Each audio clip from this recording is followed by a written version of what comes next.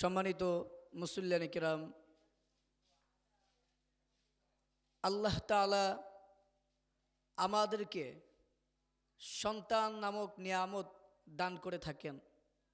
আল্লাহ তাআলা আপনাকে আমাকে ভালোবেসে সন্তান নামক নিয়ামত দান করেন।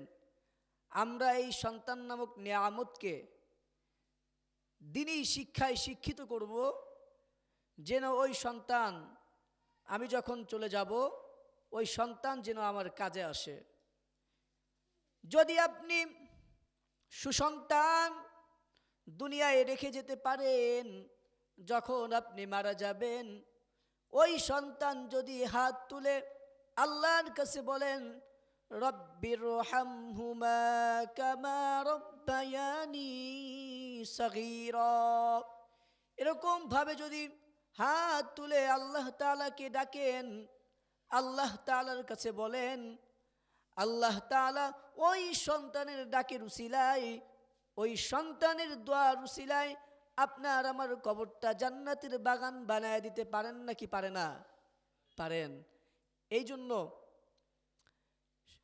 সম্মানিত উপস্থিতি নানিকরাম, আমরা আমাদের সন্তানদেরকে মাদ্রাসায় দিব, কোরআনে হাফেজ বানাবো, কোরআনে হাফেজ বানানোর চেষ্টা করব। একটা ঘটনা মনে পড়ে গেল, আমাদের পটুয়াখালী এলাকায় আমার নিজের চোখে দেখা একটি ঘটনা, কোনো বানোয়াট ঘটনা না, আমার নিজের চোখে দেখা একটা ঘটনা আপনাদেরকে বলি।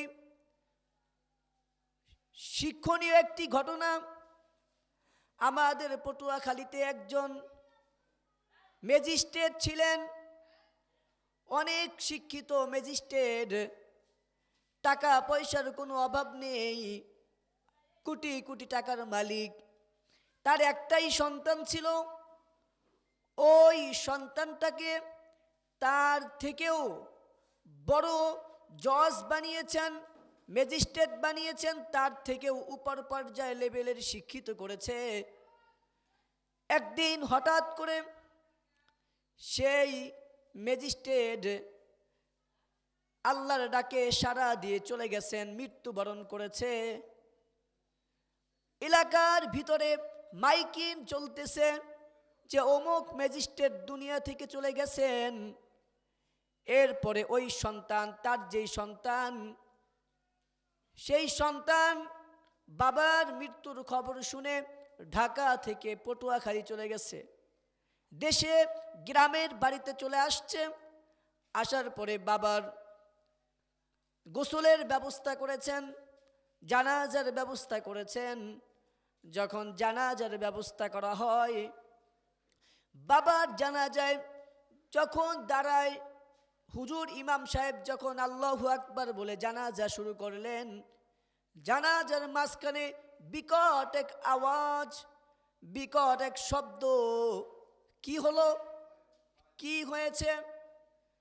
নামাজ শেষ হওয়ার পর দেখেন, লক্ষ্য করে ওই ম্যাজিস্ট্রেটের শিক্ষিত ছেলে চিৎকার দিয়ে জমিনে পড়ে গেছে। এবার হুজুর জিজ্ঞাসা করলো, ভাই আপনার বাবার জানাজায় আমরা উপস্থিত, আপনি কেন এরকম চিৎকার করলেন? জানাজার মাঝখানে একটা ব্যাঘাত ঘটালেন, কেন আপনি চিৎকার করে পড়ে গেলেন?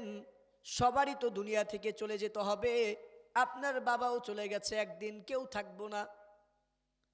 কুল্লু নাফসিন যায়িকাতুল মাউত, মানুষ মৃত্যুবরণ করতে চায় না, কিন্তু যখন সময় হয়ে যায়, যখন সময় হয়ে যাবে, এক সেকেন্ড আগেও নয়, এক সেকেন্ড পরেও নয়, সাথে সাথে জিব্রাইল, সাথে সাথে আজরাইল তার জানকে কবজ করে নিবেন। এই জন্য দুনিয়াটা হচ্ছে জান্নাত অর্জন করার একটি জায়গা। দুনিয়াতে বসে আমরা বেশি বেশি ইবাদত করব, আল্লাহ তাআলার বান্দিগি করব। এরা মুসলমান ইমানদার আল্লাহর গোলাম। ওই যুবক চিৎকার করে পড়ে গেছেন। হুজুর জিজ্ঞাসা করার পরে বলে, হুজুর আমার বাবা মারা গেছেন, এই জন্য আমি চিৎকার দেই নাই, কেন চিৎকার দিয়েছো?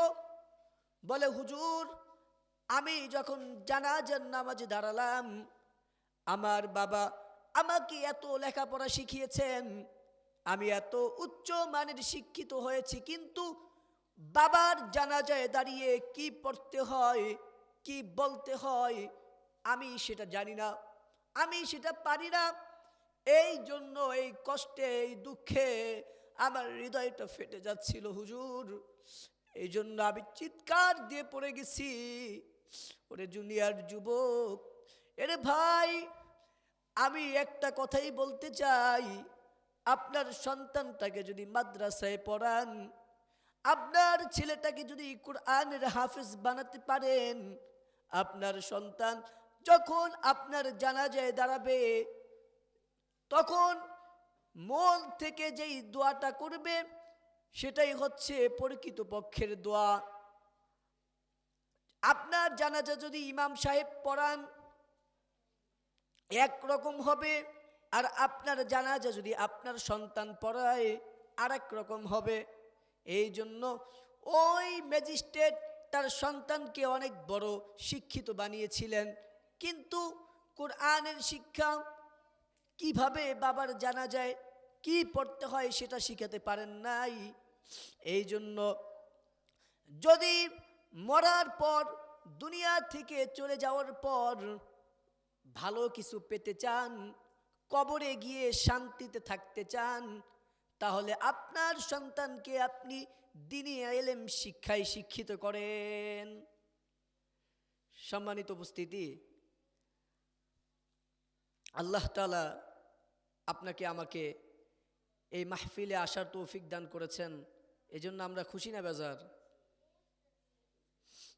শোনো শোনো মানিকগঞ্জ বাসী, শোনো দিয়া মন, শোনেন শোনেন মানিকগঞ্জ বাসী, শোনেন দিয়া মন, ভালো লাগলো আপনাদের এই মাহফিল আয়োজন, ভালো লাগলো আপনাদের এই তাফসীর আয়োজন, ভালো লাগলো 26 সালের মাহফিল আয়োজন। শোনেন শোনেন মানিকগঞ্জ বাসী, শোনেন দিয়া মন, ভালো লাগলো আপনাদের এই মাহফিল আয়োজন, ভালো লাগলো আপনাদের এই তাফসীর আয়োজন। এই মাহফিলের প্রধান বক্তা মুফতি জাকারিয়া সাহেব, তাই আরো আছেন মানিকগঞ্জের থানা মসজিদের পেশ ইমাম হুমায়ুন কবির সাহেব, আরো আছেন পটুয়াখালীর, আরো আছেন বরিশালের মোহাম্মদ আসাদুল্লাহ ভাই। আমরা সবাই নবীর সাথে জান্নাত যেতে চাই, আমরা সবাই আল্লাহর সাথে, আমরা সবাই আল্লাহর বান্দা, জান্নাতে যেতে চাই। কারা কারা জান্নাতে যাবেন হাতে লারা দেন সবাই, কারা কারা জান্নাতে যাবেন হাতে লারা দেন সবাই, বলেন না মারহাবা।